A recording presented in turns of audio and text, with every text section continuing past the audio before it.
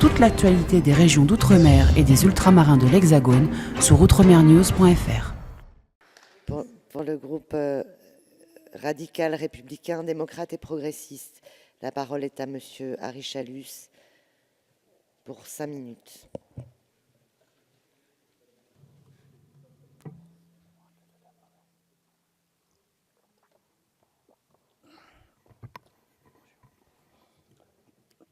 Madame la ministre, Madame la présidente, Mesdames, Messieurs, chers collègues, nous sommes aujourd'hui encore une fois réunis pour l'examen de ce projet de loi relative à l'égalité réelle dans l'outre-mer. Rédaction issue d'un accord trouvé avec nos collègues sénateurs en commission mixte paritaire. Je tiens toutefois à regretter les conditions dans lesquelles la CMC s'est déroulée et veux rappeler que titulaires comme suppléants peuvent participer au débat, qui n'ont pas à être confisqués au bénéfice d'arguments de pure autorité, qui n'ont pas leur place au sein d'une enceinte regroupant des parlementaires tous élus de la nation, quel que soit leur territoire d'élection, grand ou petit.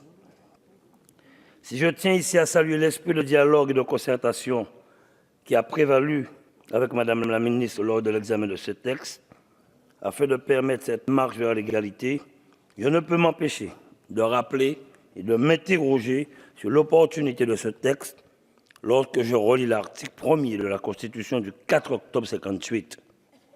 La France est une république indivisible, laïque, démocratique et sociale. Elle assure l'égalité devant la loi de tous les citoyens sans distinction d'origine, de race ou de religion. Elle respecte toutes les croyances, son organisation est décentralisée. Tout y est. Et pourtant, l'égalité réelle en outre-mer est un objectif à atteindre tant les différences avec l'Hexagone sont immenses. Les territoires ultramarins sont riches de ressources naturelles, économiques, humaines, historiques, mais aussi de diversité et d'écart avec l'Hexagone. Écart de développement, de niveau, de prix, de territoire, de climat ou encore de géographie. La Guadeloupe ne ressemble à rien à Saint-Pierre-et-Miquelon, par exemple. Malgré ces différences, et le rapporteur l'a précisé, l'égalité réelle transcende les statuts et les régimes législatifs. Même si certaines similitudes existent entre le territoire ultramarin, force est de constater que chacun dispose de spécificités. Le texte que nous examinons aujourd'hui témoigne de la prise en compte de celles-ci. Des problématiques communes existent, telles que l'éloignement avec l'Hexagone, l'insularité, la vie chère, en particulier le coût des produits de première nécessité, la gestion des frontières, la lutte contre les addictions, comme a pu le rappeler notre collègue Sonia Lagarde lors des questions au gouvernement ce mardi, un environnement économique difficile, corrélé à un taux de chômage important, une impossibilité de bénéficier de certaines prestations faute de domiciliation de compte bancaire dans l'Hexagone, une impossibilité d'accéder à des formations faute d'une proximité géographique. Aussi, ce texte vise à prendre en compte des spécificités en mettant en place un cadre, une stratégie et une politique en faveur de l'égalité par le biais de plans de convergence établis entre l'État et les collectivités. Ces plans pourront être déclinés en contrats de convergence afin de s'assurer que les différents territoires aient les moyens suffisants pour mener leur politique publique. Des dispositifs d'adaptation et d'expérimentation ont été mis en place afin de prendre en compte les spécificités de chaque territoire.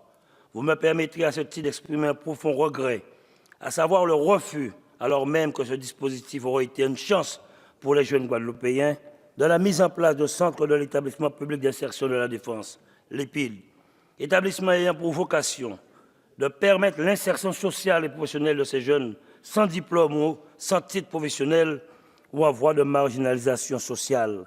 Il y en a 18 dans l'Hexagone, pas un seul en Outre-mer. Et pourtant, c'était une volonté du président Hollande. Si cette politique de planification ainsi que les autres mécanismes prévus par le texte nous conviennent parfaitement, encore faut-il qu'ils disposent de moyens de leurs ambitions d'une véritable effectivité.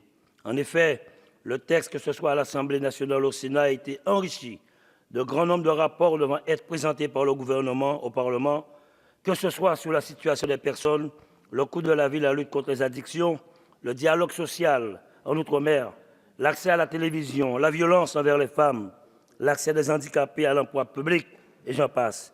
Pour autant, nous sommes très satisfaits par l'insertion grâce à notre groupe parlementaire d'une définition de la continuité territoriale, celle-ci s'entendant du renforcement de la cohésion entre les différents territoires de même État, et notamment les territoires d'outre-mer, et la mise en place ou le maintien d'une offre de transport continu et régulier à l'intérieur de ces territoires et entre les territoires et la France hexagonale. Par ailleurs, de nombreuses dispositions bienvenues ont été insérées d'ordre social, économique, commercial et bancaire, fiscal, juridique ou encore institutionnel, mais aussi relatives à la mobilité et à la continuité territoriale et numérique en faveur de l'école, de la formation, de la fonction publique, du développement durable, du respect des droits des femmes, de la culture, notamment concernant le passé de certains territoires ultramarins. Nous subissons encore l'empoisonnement du chlordécone en Guadeloupe. Parce que notre pays doit prendre ses responsabilités, nous associons à notre collègue polynésien, je me tourne vers toi Maïna, à la suppression bienvenue de la loi du 5 janvier 2010 relative à la reconnaissance et à l'indemnisation des victimes des essais nucléaires français, de risques négligeables de causalité entre les maladies contractées et les essais nucléaires réalisés. Cette condition trop restrictive entraînait le rejet de la majorité des demandes individuelles d'indemnisation. Désormais, si les conditions de l'indemnisation sont réunies, la demande de l'intéressé bénéficiera d'une présomption de causalité. Pour ma part, c'est par solidarité envers les collègues ultramarins, mais aussi parce que je crois à la parole donnée. Je me tourne vers vous, Madame la Ministre, qui m'avait assuré une rétroactivité effective du FIPDOM que j'ai voulu et défendu sur ces bancs, que je soutiendrai ce texte. Aussi, vous l'aurez compris, même s'il il aura encore pu être enrichi, le groupe radical républicain, démocrate et progressiste, dans sa majorité, votera conforme le texte que nous examinons aujourd'hui. Je crois au principe fondateur de la République qui s'appuie sur la liberté et l'égalité. Je reste persuadé que ce qui serait à revoir, ce n'est pas la loi, mais garantir son application pleine et entière dans tous les territoires de la République, que ces territoires soient excentrés, géographiquement ou positionnés au cœur même de la France continentale. L'égalité, je suis un Français né et résident en Outre-mer.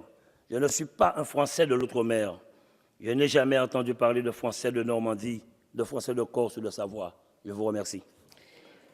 Merci, monsieur le député. La discussion générale est close. Madame la ministre, vous demandez une suspension de séance de 15 minutes. Toute l'actualité des régions d'outre-mer et des ultramarins de l'Hexagone sur outremernews.fr.